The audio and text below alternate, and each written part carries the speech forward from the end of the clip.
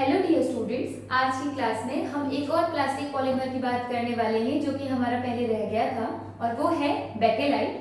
तो बेकेलाइट का दूसरा नाम होता है फिनॉल फॉर्मेल्डिहाइड रेजिन। तो इसका जो नाम भी है वो इसके मोनोमेरिक यूनिट पे बेस्ड है। तो इसके दो मोनोमेरिक यूनिट है, फिनॉल एंड फॉर्मेल्डिहाइड। ठीक है, तो सबसे पहले हम लिखेंगे मोनोमर्स। कौन कौन से मोनोमर्स है? पहला है फिनॉल और दूसरा है आपके पास फॉर्मेल्डिहाइड।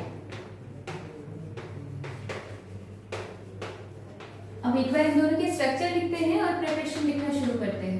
तो सबसे पहले हम इसकी मोनोमेरिक यूनिट्स बनाना शुरू करते हैं। तो फिनॉल क्या होता है? बेंजीन रिंग, और बेंजीन रिंग के ऊपर OH लगा होता है, इसे बोलते हैं हम फिनॉल। और इसकी रिएक्शन हो रही है फॉर्मेल्डिहाइड के साथ। फॉर्मेल्डिहाइड एक एल्डिहाइड है जिसमें सिर्फ एक कार्बन होगा, वो भी एल्डिहाइडिक फंक्शनल ग्रुप का। So it will be HCHO। हम बेकेलाइट को थर्मोसेटिक पॉलीमर की कैटेगरी में पढ़ते हैं, तो उसके लिए हमें बेकेलाइट में बनने वाली चेन को और क्रॉस लिंकिंग को दिखाना पड़ेगा। तो हमने इसीलिए लिख दिया है N मॉलिक्यूल्स इसके हैं और N मॉलिक्यूल्स इसके हैं। तो जब पॉलीमराइजेशन होगा तो पॉलीमराइजेशन के दौरान यहाँ से एक हाइड्रोजन आएगा, ठीक है। नेक्स्ट यहाँ से ऑक्सीजन और एक और दूसरे फिनॉल का हाइड्रोजन रिएक्ट करके यहाँ से H2O रिलीज करेंगे, और यहाँ पे जो पॉलीमराइजेशन होती है उसे हम कंडेंसेशन पॉलीमराइजेशन कहते हैं। तो अब हम क्या दिखाएंगे, देखिएगा, हमें बराबर में दो चेन्स दिखानी है और उनकी कनेक्टिविटी हम दिखाएंगे। सपोज ये एक बेंजीन रिंग थी, ये एक बेंजीन रिंग, ये फिनॉल से आपकी आई हुई है, वो रिंग है, ठीक है। अब होगा क्या, ये दोनों रिंग से आपके पास क्या आने वाला है, हाइड्रोजन, और इधर से आने वाला है ऑक्सीजन। तो इसीलिए ये H2O लिखा हुआ है। मतलब ये ऐसा कुछ था बनने से पहले, यहाँ पर HH था और यहाँ पे आपके पास HCHO ये था। तो यहाँ से ये वाटर निकल गया, तो अब बचा क्या चीज, CH2 ओनली। तो ये CH2 यहाँ पे बाइंड हो जाएगा। तो मैं एक बार इसे इरेज करके थोड़ा छोटा बना के दिखाती हूँ आपको। देखिए, इस स्ट्रक्चर को देख के कंफ्यूज नहीं होना है। मैं बस आपको ये दिखाना चाह रही थी कि रिएक्शन कैसे हुई है, उसके लिए मैंने इतनी कॉम्प्लेक्स फॉर्म में इसे बनाया है। ये और कुछ भी नहीं है, सभी जगह मैंने फिनॉल फिनॉल फिनॉल लिखे हुए हैं और इनके साथ साथ में फॉर्मेल्डिहाइड बनाया हुआ है। वही मॉइटीज जो हम पहले देख रहे थे उन्हें मैंने ओपन करके लिखा है कि मैं आपको ये दिखा सकूं कि रिएक्शन किस तरीके से प्रोसीड हो रही है, ठीक है ना। तो अब होगा क्या, यहाँ पर हाइड्रोजन था, यहाँ पर हाइड्रोजन था और बीच में ये ऑक्सीजन आया HCHO का। तो ये देखिएगा, यहाँ से वाटर रिलीज होगा, तो बच कौन सी एंटिटी गई, CH2। तो अगर ये CH2 बन गई तो इसका मतलब इन दोनों के बीच में जो लिंकेज बनेगी वो CH2 की बनेगी। वैसे ही यहाँ पर भी आपके पास एक HCHO यानी कि फॉर्मेल्डिहाइड प्रेजेंट होगा, इधर से और इधर से हाइड्रोजन निकलेगा, यहाँ भी CH2 आएगा। ये हाइड्रोजन अदर एक फिनॉल से निकलेगा विद हेल्प ऑफ फॉर्मेल्डिहाइड, तो यहाँ पर भी ये आगे कंटिन्यू हो जाएगा। In the similar manner hydrogen hydrogen एक इस रिंग का और एक इस रिंग का इस यहाँ ऑक्सीजन से क्या करेंगे, रिएक्ट करके क्या बना देंगे, वाटर, और वापस से ये CH2 यहाँ कनेक्टिविटी में, ये CH2 यहाँ कनेक्टिविटी में, ये CH2 यहाँ कनेक्टिविटी में। इन द सिमिलर मैनर यहाँ पर भी क्या होने वाला है, वाटर, यहाँ भी क्या निकलेगा, वाटर। तो सब जगह क्या लिंक में जुड़ने वाला है, CH2। अब मैं इसे आपको बस समझाने के लिए बनाया था, अब मैं इरेज करके वापस से इसे सिंपल फॉर्म में लिख रही हूँ। बस हमें ये समझ में आ गया है कि कनेक्शन कैसे बनना है। एक बार हम इसका बेकेलाइट बना के देखते हैं क्या बन रहा है।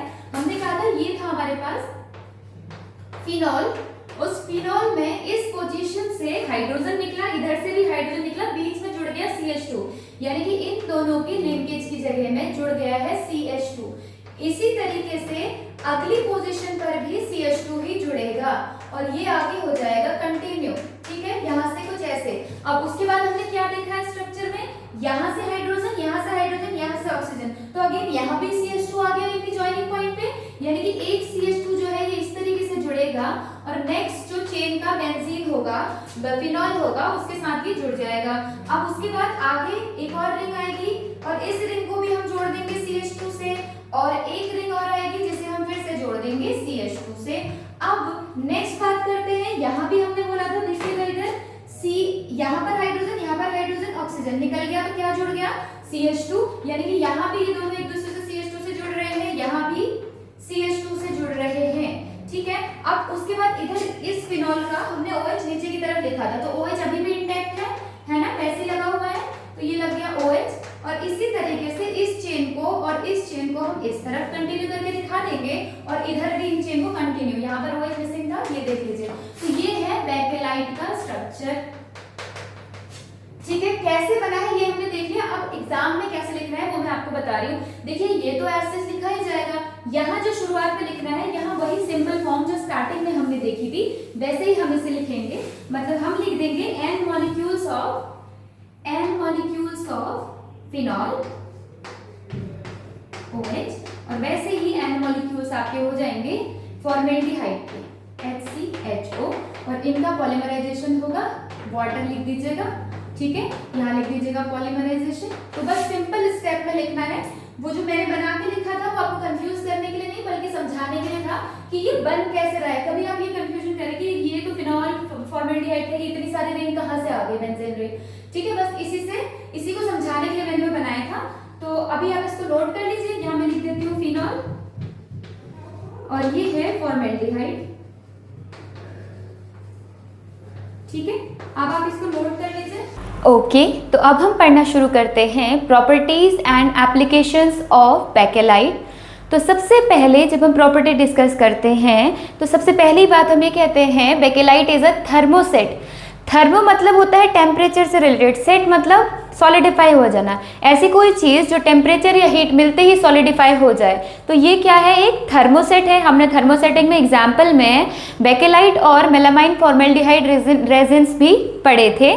ठीक है, दूसरी बात, ये इलेक्ट्रिकल इंसुलेटर होता है, हीट रेजिस्टेंट है, तो इसीलिए ये नॉन फ्लेमेबल है। उसके अलावा केमिकल्स की तरफ ये होता है इनर्ट, यानी कि केमिकल्स से कोई इसकी रिएक्शन नहीं होती, तो अगर इसके ऊपर कोई केमिकल गिर जाए तो वो इसे खराब नहीं कर सकता। तो लिखा है कि it is a thermoset, heat resistant and therefore non flammable, it is an electrical insulator, and finally bakelite is also resistant to any kind of chemical action and hence it is non destructive in nature। ठीक है, so these all are properties. अब application की बात करते हैं, क्योंकि जो bakelite होता है वो एक इलेक्ट्रिकल इंसुलेटर है, तो जो कुछ भी हमारे पास इलेक्ट्रिकल अप्लायंसेस या इक्विपमेंट्स होते हैं उन्हें बनाने के लिए हम इसे यूज़ कर सकते हैं, जैसे कि स्विचेस बनाने के लिए, प्लग्स होल्डर्स बनाने के लिए, स्विच बोर्ड्स बनाने के लिए, हीटर के हैंडल बनाने के लिए, और भी मल्टीपल हम इसमें लिख सकते हैं इक्विपमेंट्स के नेम।